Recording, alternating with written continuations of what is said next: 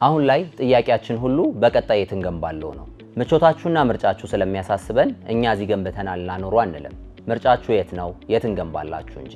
ቴምር ፕሮፐርቲዎች ነን። በመዲናችን አዲስ አበባ በአራቱም አቅጣጫ መዳፋችን ያልዳሰሰው አሻራችን ያላረፈበት መንደር እንዳይኖር ተግተን እየሰራን ነው።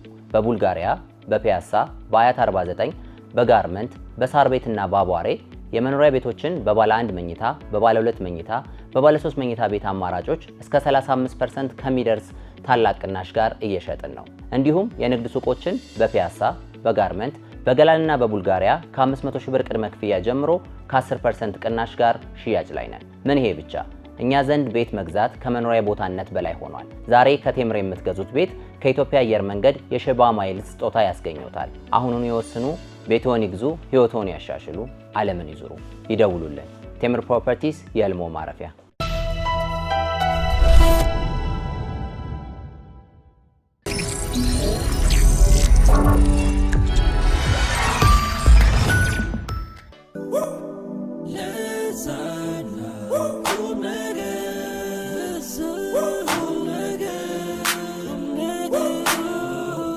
ተመልሰናል።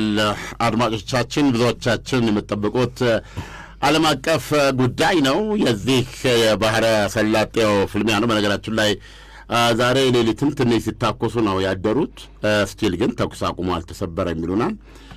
ሁለት የኢራንን 2 ባዶ ያልጫኑ መርከቦችን በጦር ጀት መተን አኮላሽን ያዘን እያለች ነው አሜሪካ። ምክንያቱም ለላይ ሊቀዱ ወደ ወደቡ ካርግ ወደ እየሄዱ ነበር። ያው ደግሞ ይሄ ምንድነው የጦር አውሮፕላን ምን መርከቦቻችን ሲያልፉ ኢራን በመተኮሱ አንዳንድ ጥቃት አድርስ ይላል። የተባበሩት አረብ ኤሚሬትም አምን በበላ ዳዋን በዱላ እንደሚባለው ዛሬም 2 ሚሳኤል ተተኩሶባታል የኢራን የሆነ ሰዋና ምንድነው የሆነ ያለው? ዛሬ በነገራችን ላይ ዩናይትድ ስቴትስ አሜሪካ ኦፊሻሊ የኢራኖችን ምላሽ እየጠበቀች ነው። እንግዲህ ሲያጠሉ ዛሬ ብቻ እኮ አይደለም እኮ 3 ቀን ሆናቸው አይደል? እኔ እየጠበቁ ዛሬ ቁርጥ ነው ምንድነው ምናምን ዘንድሮ የሚል ነው።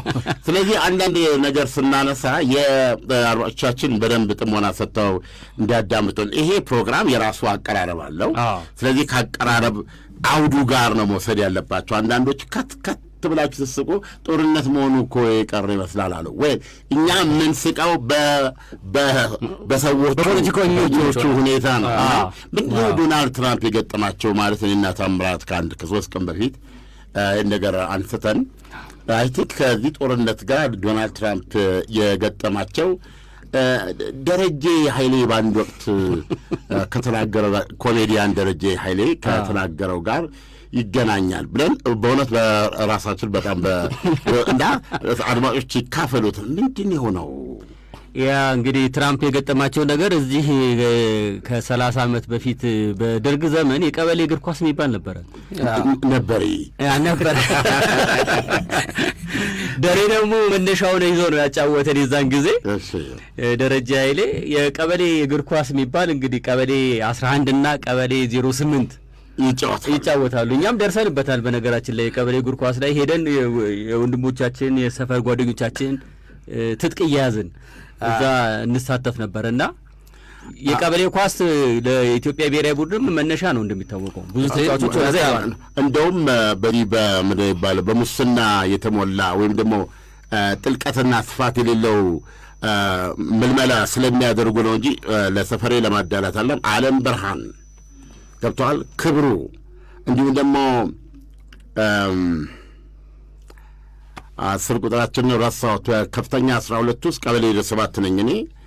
ቀበሌ 11 የሚባለው አሉ። ቀበሌ 12 የኔፔሌ ቡድን አለ። ቀበሌ 21 አንድ ባህር ኃይል አለ። ይቅርታ አንድ ቃላት አጠቃቀሜን ትንሽ ነው በቅጽል ስሙ ነበር የምንጠራው። ቀበሌ 18 አለ። እነዚህ ቡድኖች ምንድነው ካራማራ ሜዳ የሚባለው እዛ ላይ ሲጋጠሙ የቀበሌያችን ወይዛዝርት በሙሉ ይወጣሉ። እኛ ደግሞ ከስር አፈር ነው የምንመስለው፣ አፈሩ ላይ ሆነን ማለት ነው። እና ይሄ ዓለም ብርሃን የሚባለው ክብሩ ኳስ ይዛል። ክብሩ በጣም አብዶኛ ነው። ዋሴ የምትባል የማል ተጫዋች ነበረችን። አለባቸው ተካ በረኛችን ነበር። ቀበሌ 07 ማለት ኳስ ፊደሉ ነበሩ። በቃ ኳስ ላይ የሚቀኙ ነበሩና ከዛ ዓለም ብርሃን የሚባላል ለሱ ሲሰጡት አደጋ መጣ። ይገርማል። ልክ ማራዶና እንግሊዞች ላይ የሰራው ያን ሁለተኛውን ጎል ዝምዘማውን ሲያቃላዩም እኮ ባይዘው እንዴት ታዲያ ተናገርከው? እንዴት ታረከ? አልቻለም። ስሜት አይ ሂማን ቢንግ ያንን ኳስ ይዞ ከመሀል ሁለቱን ወጥቶ ከዛ አይታል ልብስ ሲወሰወስ እንደዛ ይዘመዘማቸው እንዲህ ሲዘመዘሙና እንግሊዝ እንደዛ ተፈረክርካ ጎል ወደዚህ ሲመጣ እኔ ወደ መሬት ወደኩ። በሪፕሌይ ጎል የሆነስ ሆነና እንመለስበታለን። አሁን ከጠቀስካቸው ኳስ ተጫዋቾች መካከል እንደው በኢትዮጵያ ብሔራዊ ቡድን ደረጃ ያስመረጠ ነው ያንተ ሰፈር? እኔ ማቃቸው ዓለም ብርሃን ለኢትዮጵያ ብሔራዊ ቡድን ያጫወተም እሸቱ ይባላል። የ10 ቁጥር ያልኩ ክብሩ፣ ፔሌ ማት ሊጠራቸው ይችላለሁ። ምርጫው የሚደረገው ቤት ካምቡሎጁ አካባቢ ገብተዋል። አድማጮቻችን ብዙዎቻችን የምጠብቁት ዓለም አቀፍ ጉዳይ ነው። የዚህ የባህረ ሰላጤው ፍልሚያ ነው። በነገራችን ላይ ዛሬ ሌሊትም ትንሽ ሲታኮሱ ነው ያደሩት። ስቲል ግን ተኩስ አቁሞ አልተሰበረ የሚሉናል። ሁለት የኢራንን 2 ባዶ ያልጫኑ መርከቦችን በጦር ጀት መተን አኮላሽን ያዘን እያለች ነው አሜሪካ። ምክንያቱም ነዳጅ ሊቀዱ ወደ ወደቡ ወርካርግ እየሄዱ ነበር። ያው ደግሞ ይሄ ምንድን ነው የጦር አውሮፕላን ምን መርከቦቻችን ሲያልፉ ኢራን በመተኮሱ አንዳንድ ጥቃት አደርስ ይላል። የተባበሩት አረብ ኤሚሬትም ምን በበላ ዳዋን በዱላ እንደሚባለው ዛሬም 2 ሚሳይል ተተኩሶባታል የኢራን የሆነ ስዋና ምንድን ነው እየሆነ ያለው? ዛሬ በነገራችን ላይ ዩናይትድ ስቴትስ አሜሪካ ኦፊሻሊ የኢራኖችን ምላሽ እየጠበቀች ነው። እንግዲህ ሲያጠኑ ዛሬ ብቻ እኮ አይደለም እኮ 3 ቀን ሆናቸው አይደል እየጠበቁ ነው። ዛሬ ቁርጥ ነው ምንድን ነው ምናምን ዘንድሮ የሚል ነው። ስለዚህ አንዳንድ ነገር ስናነሳ የአድማጮቻችን በደንብ ጥሞና ሰጥተው እንዲያዳምጡን፣ ይሄ ፕሮግራም የራሱ አቀራረብ አለው። ስለዚህ ከአቀራረብ አውዱ ጋር ነው መውሰድ ያለባቸው። አንዳንዶች ከት ብላችሁ ስትስቁ ጦርነት መሆኑ እኮ የቀረ ይመስላል አሉ ወይ? እኛ የምንስቀው በሰዎቹ ሁኔታ ነው። ምንድነው ዶናልድ ትራምፕ የገጠማቸው ማለት እኔና ታምራት ከ3 ቀን በፊት ነገር አንስተን አይ ቲንክ ከዚህ ጦርነት ጋር ዶናልድ ትራምፕ የገጠማቸው ደረጀ ኃይሌ በአንድ ወቅት ከተናገረው ኮሜዲያን ደረጀ ኃይሌ ከተናገረው ጋር ይገናኛል ብለን በእውነት በራሳችን በጣም እና አድማጮች ይካፈሉት። ምንድን የሆነው ያ እንግዲህ ትራምፕ የገጠማቸው ነገር እዚህ ከ30 ዓመት በፊት በደርግ ዘመን የቀበሌ እግር ኳስ የሚባል ነበረ። ደሬ ደግሞ መነሻውን ይዞ ነው ያጫወተን የዛን ጊዜ ደረጃ ኃይሌ።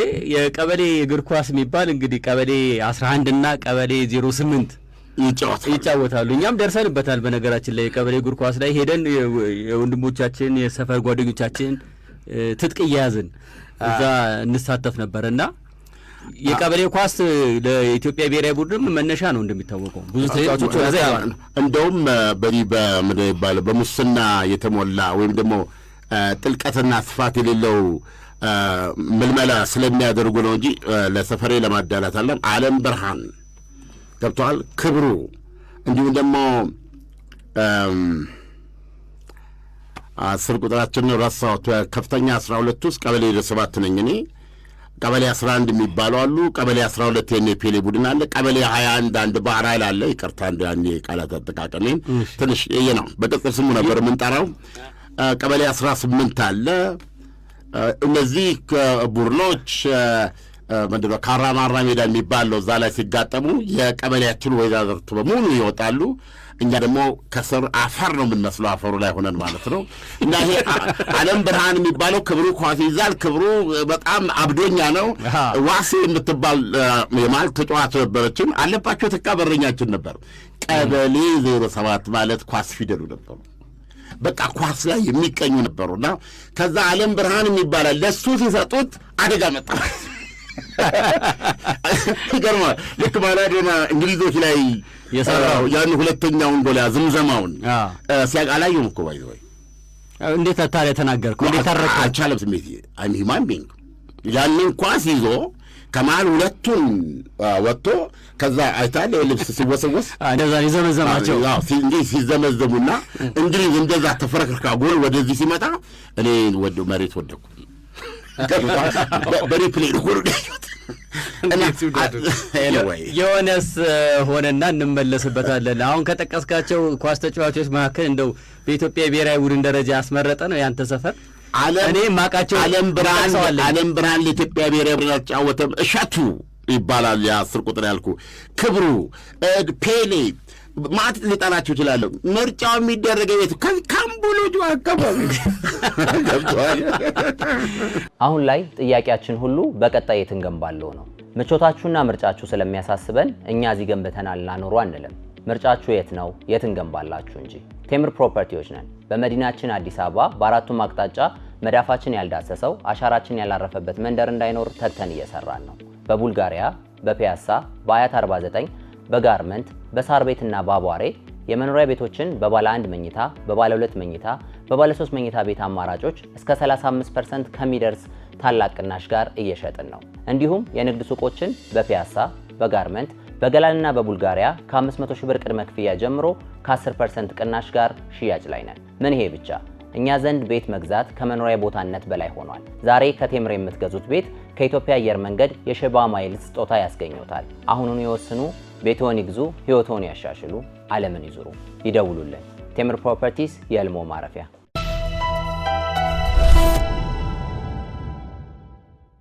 ኢራንን የኒውክሌር መርሃ ግብሯን ለማሰረዝ የኒውክሌር ቦምብ ህልሟን እርም ለማስባል የተጀመረው ጦርነት አሁን የኒውክሌር ቦምቡን ያክል የዓለም 1/5 የነዳጅ እና የተፈጥሮ ጋዝ መተላለፊያ ጉሮሮን ተይዟል።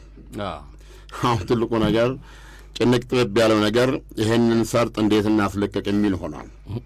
ዶናልድ ትራምፕ ዛሬ የሚጠብቁት ምላሽ ምናልባት እሳቸው እንደሚጠብቁትም ሊሆን ይችላል።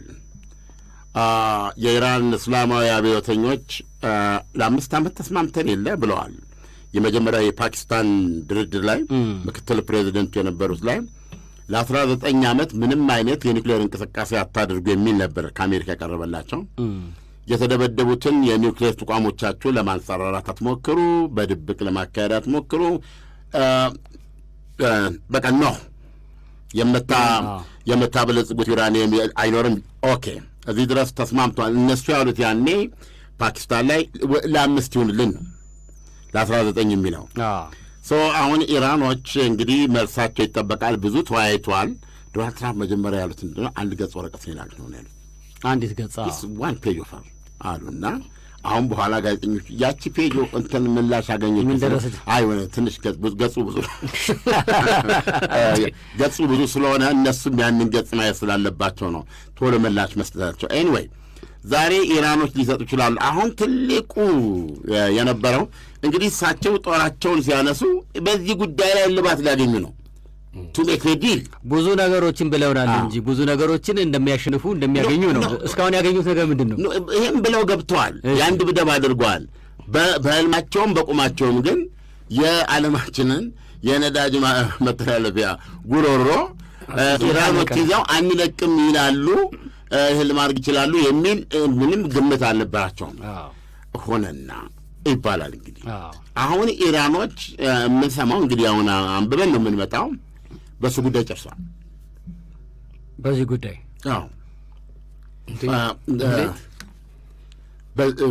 በቃ አሁን ቦምብ ይዘናል የሚሉት ይህን ዶናልድ ትራምፕ ለማስተው ያቀዱትን የኒውክሌር ደስ የሚሉትን ነገር ኦልሬዲ ከጃቸው ኢቭን ምናልባት ራሳቸው ዶናልድ ትራምፕ እንዳሉትም የኒውክሌር አዋራውን 60 በመቶ የበለጸገ 440 ኪሎ ግራሙን ኢስፋሃን ውስጥ ነው ያለው። ኢስፋሃን የተደበደበው ዩራኒየም ማበልጸጊያ እዛ ውስጥና መተነዋል ከላይ በእንትንና ወደ ብናኝ ተቀይሯል ነው የሚሉት። እሱ አመዱ ተሰፍሮ ይምጣልን ነው የሚሉት። ምናልባት ኢራኖች ይውሰዱታ የሚል ነገር ደርሰዋል። አሁን ኢራኖች እኔ እንደሚመስለኝ ድርድሩ ላይ ሲመጡ እሺ አቧራውን እንስጠት ገብቷል። በቃ የዚህ እንትኑን ነገር እርም ነው እርም ይሁንብን የኒውክሌሩን ኦኬ። ስለዚህ ምን ያገኛሉ? ይህን በማለት ኢራኖች ማዕቀቡን ያስነሳል። ማዕቀቡ ይነሳል። የተቀመጠ የታገደ ገንዘብ አለ ከ100 እስከ 120 ቢሊዮን ዶላር። እንደገና ደግሞ ከዚህ በኋላ እስራኤልና አሜሪካ ከዚህ በኋላ እጃችንን በኢራን ላይ ብናነሳ እርም ይሆንብን ይላሉ። በእነሱ ስላልፋ ሜካኒዝም ያስፈልገዋል። ኢራኑ አስተራሱ እውቅናውን ትሰጣለች። ያው እንደ ሌሎች የአረብ አገሮች ከእስራኤል ጋር የሚኖር ዲል ይኖራል፣ እንደ ሀገር ማወቅ ማለት ነው። አሁን ኢራን አታውቃትም እስራኤልን። ባታውቃት በተግባር ይህንን ምት ለማስቀረት ከእስራኤል ጋር መስማማት አለባት። በዚህ ድርድር ላይ እስራኤልና አሜሪካ እንዳይመቱኝ ብላ ነው የምትደራደረው። እስራኤልን ግን አላውቅም አሜሪካ ብቻ ትደራደረኝ ካለች ትችላለች ከእስራኤል ጋር ብቻ። ጦርነቱ ስለዚህ ይህን ያህል ሞኞች አይደሉም እና ይህ ችግር አልተነሳም። ይሄ ችግር ሆኖ አልቀረም። አሜሪካና እስራኤል በጣምራም ሆነ በተናጠል እጃቸውን እንዳያነሱብኝ ዋስትና የሚሰጥ ስምምነት ነው የምትፈልገው። ይሄን ሁሉ የምትለው እንግዲህ አሁን በእውነት ነው የምነግርህ። እዚህ ጋር ኢራንን ሳያት ስጥ ለኔ ድገም ለኔ ስጠኝና ስጥ ለእንግዳ አንተም ጠጣ ለኔ ማምጣ እንዳለ ለሱ ጠጣው። ይህን ሁሉ ስትል ከጀርባዋ ሆርሙዝ ሰርጥ ላይ እስላማዊ ዘቡ ከፍ ያለ ማማሪያ ቁጭ ብሎ ነው። አሁን ዶናልድ ትራምፕ ያሉበት አጣብቂኝ ለማንም ወዳጅ አልመኘውም። ኦኬ ይሄን አሁን ያለው ሁኔታ። ስለዚህ ኢራኖች ሲኤንኤን እንዳለው ሰነዱን አየሁታል። ለድርድር የቀረበውን የምን ድርድር? የሆርሙዝ ሰርጥ የሚገዛበትን አሰራር ኢራን ያወጣችውን። ዋው ማንኛውም እንኳን ካፒቴን አላደረገ በመድኃኒዓለም ማንኛውም ከዛ የሚመጣው እንትን ኮሚኒኬት ያደርጋል ከማጋ ከእስላማዊ ዘቡ ጋር አስቀድሞ ፎርሞች አሉ የሚሞላቸው ኦንላይን። ማነህ ምንድነው የምታወረበረበው ባንዲራይ ማን ነው? የፓናማ ችፎች ፓናማ የምትባል አገር ስለማጠይቅ በስፋ ስም ማየት ነገር የለም። ጠላት የላትም ውስጥ አሁን ፓናማ ስትል ኩባንያ ይባላል። የመርከቡ ኩባንያ ከሬ ስታረገው ወዲያ መጣው ፎርም ከሞላ በኋላ ነው የምታልፈው። በማለፍ ሂደት ላይ እኛ ኢራኖች ስናጣራ መረጃው ትክክለኛ የተገኘ እንደሆነ ውርድ ከራሴ የሚል ነው። ተመልከት እንግዲህ ይሄን ታረጋለህ፣ ከዛ ተመናለ ኦኬ አለ። ስለዚህ ማንኛውም እንትን ከዚህ በኋላ ባህረተኛ ሲወጣ በምን መልኩ እንደምጠየቅ ቼክ አጽፎ ይሁን በቼክ መንገድ አሰራር ይሁን አይታወቅም። ገንዘቡ ግን ይሆናል ተብሎ የሚጠበቀው በኢራን ዲናር። የኢራን ምንድነው ገንዘቧ? እንደ የሳውዲ አረቢያ አይነት ነው። ሪያል ነው የሚባለው። በእሷ ገንዘብ ነው። በፊት በቻይና ብላ ነበር። የቻይና ምንድን ነው? የቻይና የን ጃፓን ነው። ቻይና ራምቢ ነው ምናምን ብለው ይጠሩታል። ራምቢ ብለው ይጠሩታል። ዩዋን ነው የቻይና ገንዘብ ዩዋን። ግን ራምቢ ይሉታል። በሱ ነው ነበር ያለችው። እንግዲህ ወይ ሶስት አማራጭ ገንዘቦች ልታቀርብ ትችላለች። አንደኛ የኢራን ሪያል ነው የራሱ የምትከፍለው። ሁለተኛ አማራጭ እሱ ካለስክ ራምቢ ነው የቻይና ይሆናል። አበቃ። ዶላር አዲዮስ። ዶላር አትቀበልም። ስለዚህ ይህን ነው ስትራቴጂያቸው። እስካሁን ባደረጉት መንገድ ለአንድ መርከብ $2 ሚሊዮን ትከፍላለህ። ገብቶሃል? ምናልባት የመጨረሻ ስምምነቱ ላይ ግድ የለም አንድ ይሁን ሊሉ ይችላሉ። ምንም አልክ ምንም፣ ግን እርግጠኛ በሆነ መንገድ እስከ $7 ቢሊዮን ያስገኛቸዋል የሚባሉ በአመት። ይሄ ደግሞ የፈረንጅ የምትታለብ የፈረንጅ ላም ብለህ የምትለው ነገር የፈረንጅ ላም በጣም ነው የምትበላው፣ ግን ትሰጥሃለች እኮ። ብትሰጥህም ሳትጎርስ አትሰጥም።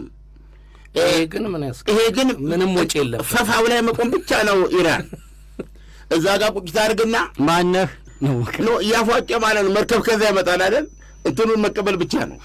እና ይሄን ዲስካቨር አድርጋለች። አሁን እሷ ይሄን አትለቅም። አሁን ያወራው በገንዘብ አይን ነው ያወራው፣ በገንዘብ ነው። ሌላው ፎርም ስትሞላ ተሳስተ እስራኤል ብለህ ከሞላ መርከቡ አይልፍም። 5 ደቂቃ እሰጣለሁ ከዚህ ታጥፈህ ወደ መጣበት እንድትሄድ የምትል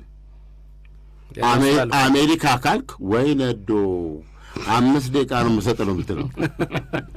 የአሜሪካ ቦሎቄ ይሁን ነዳጅ አልፍ ገብቷል። ሁለተኛ ከዚህ በኋላ በዓለም ፖለቲካ ውስጥ እሷን የሚጋርድ ነገር ከመጣ እግሯን ዘርግታ መተላለፊያውን ትዘጋዋለች። 40 ደቂቃ ሁለት ጦሽ ጠሽ 3 ስታደርግ ወዲያውኑ የመርከብ ድርጅቶች የመርከብ ባለቤቶች እና የኢንሹራንስ ድርጅቶች አሉ። ኢንሹራንሶች ኦሮራ ጥይት ተሰምቷል ይሉና እንትን ሰማይ ያደርሱታል፣ የመርከብ ይይዙታል። ያ ኢንሹራንስ ክፍያ አለ። እኔ እናንተ ስንት ሺህ ኪሎ ሜትር ላይ ነገሮች ይቀይሩብናል ማለት ነው። ይሄ ሚሊተሪ ፓወር ነው፣ ኢኮኖሚክ ፓወር ነው፣ ፖለቲካል። ይሄ ከሆነ ይሄ ድርድር ይህንን ነጻ የማይወጣ ከሆነ ለሰላጤው ሀገሮች በእውነት ነው የምነግርህ ደረት እመታለሁ። ሌላ ምንም የሚቀመጥ ነገር የለም። በቃ ሪሊ አዲስ ነገር ነው የሚከሰተው። በቃ ባናቱ ነው የሚገለበጠው እና ያለው ሁኔታ ይሄ ነው። የኢራን ምላሽ ዛሬ ነው የሚጠበቀው። ዶናልድ ትራምፕ ብታምንም ባታምንም በዋይት ሀውስ የተለያየ ጉዳይ እየፈጸሙ ልባቸው ግን ትር እያለ ነው። አሁን እዚህ ላይ ምንድን ነው ኢራኖች የሚሰጡት? ዱራን ሰላም ይሰጡኝ ይሆን? እኔም ጦሬን ወደ መልሼ የዚህ የኮታችሁም ነገር አልቆ ከዛ በኋላ የዚህ የመተላለፊያዋ ነገር ቢለው ቢያልቅልኝ ይወሰዱ ይሄንን 120 ሚሊዮን ዶላራቸውን ማዕቀቡን ይነሳ፣ ሁለተኛ ስኔ ወደዛ ምናዘመተኝ ብለው እፎይ ይሉ ነበረ። ገብቷል።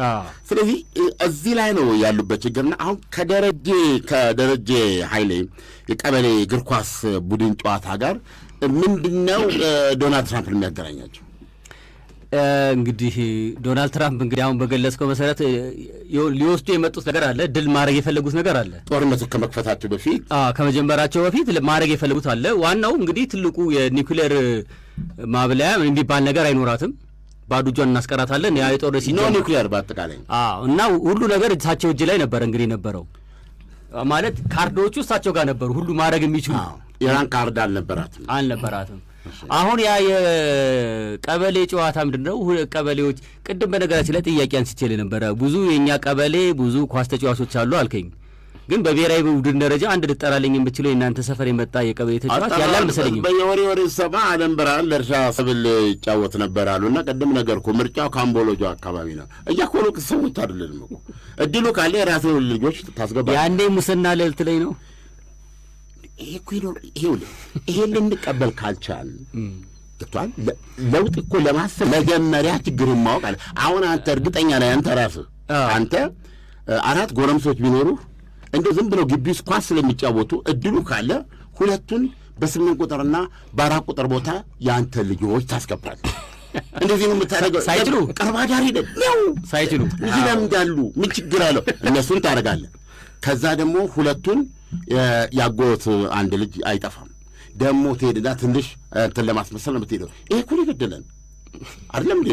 በውቅያ የታዲያ ሁሌ ስታወሩ የምንሰማው ይሄ ምንድን ነው? በቲፎዞ በውቅያ በምናምን የሚባለው ነገር ምንድን ነው? አንድን ነገር ለቫሊዩ ለራሱ ስትል ገብቶሃል። ከራስ አምሮትና ፍላጎት ውጭ ለሆነ ግን ጠቃሚ መሆኑን ለምታውቀው ነገር ይህም ደግሞ እንትኖች ነው ፎር ዘ ጄኔራል ኩች ብለህ የመምረጥ አቅማችን በጣም ዝቅተኛ ነው። በዚህ ምክንያት ነው ለመራመድ የሚያስቸግረን። አንዳንድ ቀን ጨክነህ የራስን ኤጎ የራስን ፕሪጁዲስ የራስን እኔ ባይነትን አድርገህ እኮ አንድ ሰው ማሳለፍ አለብህ። 10 አንድ ሰው ማሳለፍ አለ። አለበዛ ሀገር አይኖርም። እንዴት ነው እንደዛ ይሆን? እኔ ያው የቀበሌ ጨዋታ የነበረ ጊዜ እንግዲህ እኔ ልጠቅሰው የምችለው ማንም ሰው የሚያውቀው የኢትዮጵያ ብሔራዊ ቡድን ኳስ ተጫዋች ሙሉጌታ ወልደየስ እዚህኛ ቀበሌ የከፍተኛ ጨዋታ ላይ ሲጫወት የማየት እድል ገጥሞኛል። ከዛ የተነሳ ሰውዬ የኢትዮጵያ ብሔራዊ ቡድን አድርጓል። ለታሪክ መጠቅሳቸው ነው። ከዚህ ከ11 ይህን የመሰለ ተጫዋች እንትን አላለም እና በነገራችን ላይ ይሄ በጣም ልናስብበት የሚገባ ነው። የብዙ ሰዎች ችግር ነው የምነግረው። 30 ጊዜ ሽልማት ሲዘጋጅ ገብተዋል። በሽልማቱ ላይ መምረጥ የሚፈልጉት ከሽልማቱ ጋር የተያያዘ ሜሪት ሳይሆን አይደለም ማንን ልሞሽርበት ገብቶሃል። በዚህ በኩል የእኛን ካምፕ እንዴት አድርገን እናራምደው፣ የእኛን አስተሳሰብ፣ የእኛን ቡድን የሚል ነገር ነው። ይሄ ደግሞ ብዙዎች በአይናችን በብረቱ የምናየው እኮ ነው። አሁን እኛ 50 ምናምን ሞልቶናል። እኛ እውነቱን ለመናገር ወደ ቁልቁለቱ የምንሄድ ነን። እንደ ያርዝመልን ነው የምትለው። ግን እነዚህ ያሉ አሁን 20ዎች ውስጥ 30 መካከል ያሉ አሉ። እነሱን ተጠቃሚ እናደርጋቸው። በእውነት ከኛ እዚህ ወተን ጥርስን ነክሰህ አንድ ለሰራ ሰው ድል መስጠት ነው። ስለ ስራና ስለ ችሎታ እንትን አድርገው ስለወት ከአንተ ጋር ባለው እንትን አታድርገው እና ሙሉጌታ ወልደየስ ከእናንተ ከተማ ከዛ ከተመረጠ ነው ዜና ነው። ቀጥል። እና የቀበሌ ጨዋታ ነው እንግዲህ ቀበሌ 11 እና ቀበሌ 07 ለዋንጫ ይቀርባሉ እና ደረጀ ሰፈር ነው። እና የቀበሌ 11 ኳስ ተጫዋቾች ሰፊ እድል አላቸው። የዋንጫ ቀን ነው እንግዲህ ያው እንደምታውቀው ከአስቀድመው የሰበሰብከው ዋንጫ ማን ነው ነጥብ የመጨረሻው ላይ ክፍያ አላቸው። ግብ ክፍያም አላቸው። በብዙ ነገር ይበልጣሉ። 3 እድል ይዘው ነው የመጡት። ኦኬ ቀበሌ 11ዎች ማሸነፍ 1 አቻ መውጣት 2 3-1 መሸነፍ። ተሸንፎም እስከ 3-1 ከሆነ ያልፋሉ። አይ ቲንክ ኦልሬዲ ዋንጫው ነገር ያበቃ ነው። ሳይገቡ ውድድሩ ሳይገቡ ይሄን ነው እንግዲህ ደጋፊዎችም አጠቃላይ ለሴሬሞኒ ነበር የመጡት። ሴሬሞኒ እንዲሟላ ታሪክ እንዲቀጥል ቢጫወቱ አሁን ከትራምፕ ታሪክ ጋር ለማገናኘት እስከ መጨረሻው ይሄን የኳስ ጨዋታ ውጤት መከታተል ያስፈልጋል እኮ። ትራምፕ ከጦርነቱ በፊት ይሁን ይዘው ደገፉ በራቸው እና 3 እድል ይዘው ሲገቡ ያው የቡድኑ ተጫዋቾች፣ ደጋፊዎች፣ ቤተሰቦች ሁሉ ቅድም ልክ ባነሳችሁት መልኩ ኦልሬዲ ዋንጫው የኛ ነው። ጭፈራው ተጀምሯል። ኦልሬዲ ማሊያ ሁሉ ተዘጋጅቷል። ሻምፒዮን እኛ የዘንድሮ የሚል እንኳን ደስ ያላችሁ የሚል ነገር ባንዲራና ምናምን ተጀምሯል፣ ተሰቅሏል። በሬው ተገዝቶ እርድ ተጀምሯል። እርዱ ገና ነው። እርዱ ተጀምሯል። ወደ ጥብስ ወደ ምናምን አትግቡ የሚገቡት ጥብስ እንደውልላችሁ ነው። ወዲያው እንደዛ አይነት ነገር ነው ያቀረቡትና ተዘጋጅቷል።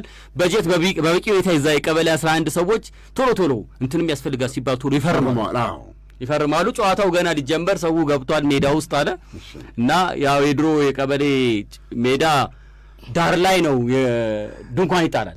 የክቡር ትሪቡን የሚጻፍበት ክቡር ትሪቡን አለ። እዛ ላይ ከቀበሌ የመጡ ወንበሮች ክቡር እነሱ ብቻ ጥላ ያገኛሉ።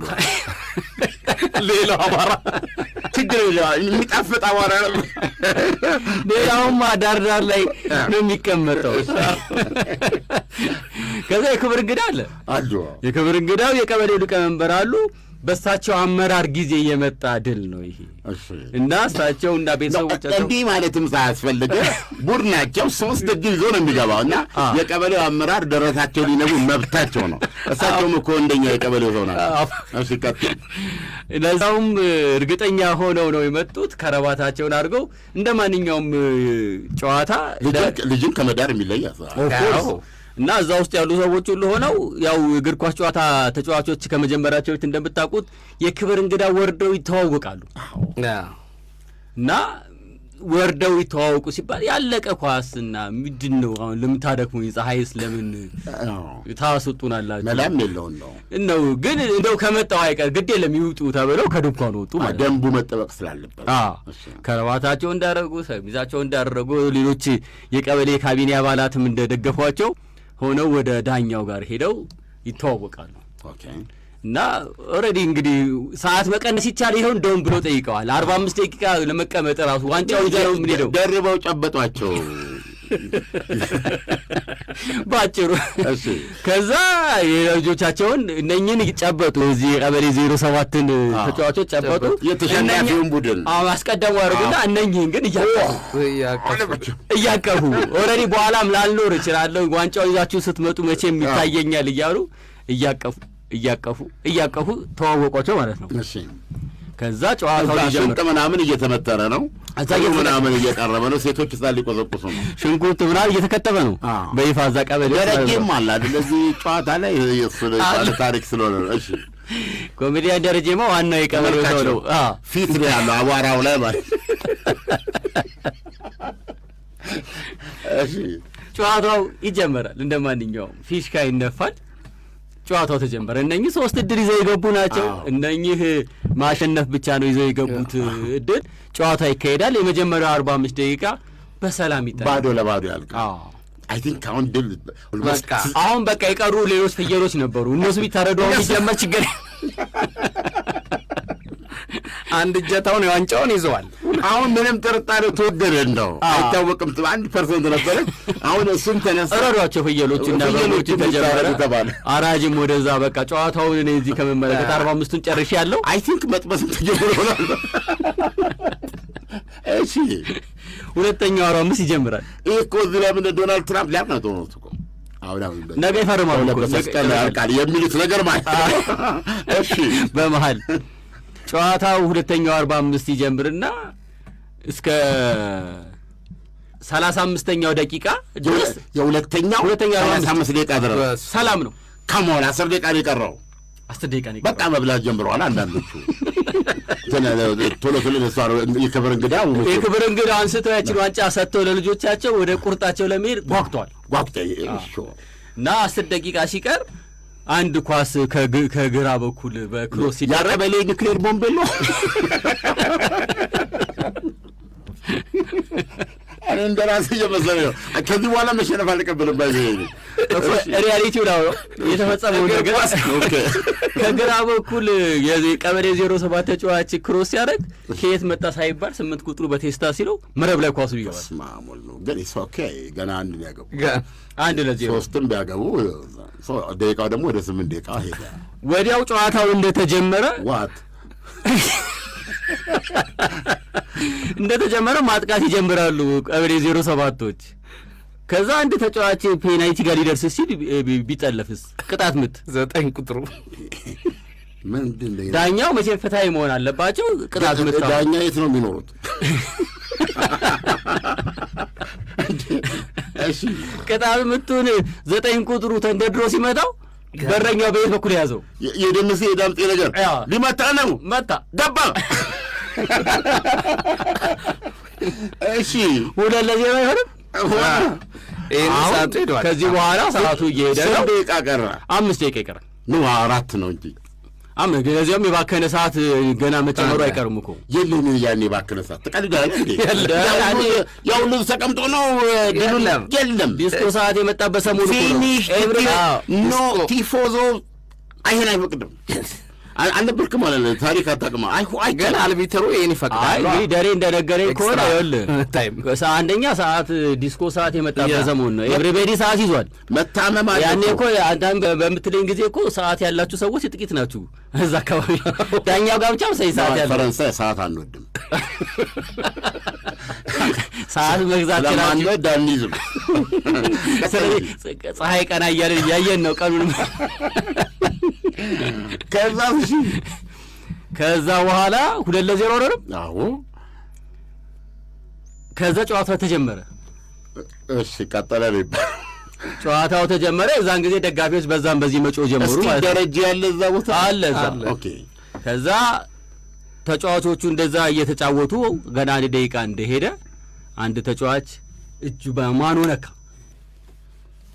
ፔናልቲ ላይ እንግዲህ ማወራው ስለ ደርግ ዘመን ስለሆነ ቫር ምናምን እንዳትሉ የለም። በቃ ዳኛው ግን በአይን በብሌናቸው አይተውታል። ቤዚካሊ ዳኛው ያደላሉ ነው ምን ነው ያኔ ነው ዳኛው ተገውላቸው አንቀበል እንዴ ሲምፕል ማኑ ከተነካ ዳኛው እኮ እዛ ጋር ያሉት ሪያሊቲ አይደለም ብናወራው እኛ አንቀበልም ነው የጨዋታው ግግል ነው። ዳኛው ሊቀጥሉ ይችላሉ። ግን ካለኛ ያኔ ልምድ አንደኛ በዚህ ሞመንት ላይ ብዙ ጊዜ ዳኞች ዳኝነት አይሰጡም። በቃ ይሄን ሞመንት ጠብቀው ለማሳለፍ ያለ ኤኒዌይ ዳኛ ፊሽካ ነፉ። ዳኛው አንደኛ ፊሽካ ነፉ። አጠገባቸው ላይ ቆሙት በእጁ ሲያጨማልቀው ኳሱን ሊቀመንበሩ አሉ። ስታዲየሙ ጥርንቅ ያለው በቀበሌው ነዋሪ ነው አይደለም። አንዳንዶቹ ጫፉ ላይ መስማር የተመታበት ዱላ ይዘዋል። ግን ያው ውጤቱ የታወቀ ስለሆነ ይሄን ያህል ዝግጅት አልነበረም። በእውነቱ ያቁርጡ ወረደ እንደው አንዳንዶች ጀምረዋል እንል እንችላለን እዛ ያለውን ነገር። ግን ዳኛው በአይናቸው ያዩት ነገር ሊክዱ አልቻሉም። ደግሞ በጣም ታዋቂና በጣም ምስጉን ዳኛ እንደሆኑ ነው ደረጀ ሲያወራ የሰማው። እና ያን ሪጎሬ ግድ መስጠት ነበረበት። እንዳሸናፊው ቀበሌ ወይ እንደዛ ላያቸው ይችላል። አሁን ጎል እያገባ እንዳለው ቀበሌ ቲፎዞ ከሆነ የምትለኝ በዚህ ደረጃ ላያቸው ይችላል። ኦኬ ምን ተፈጠረ? ሪጎሬ ሰጡ።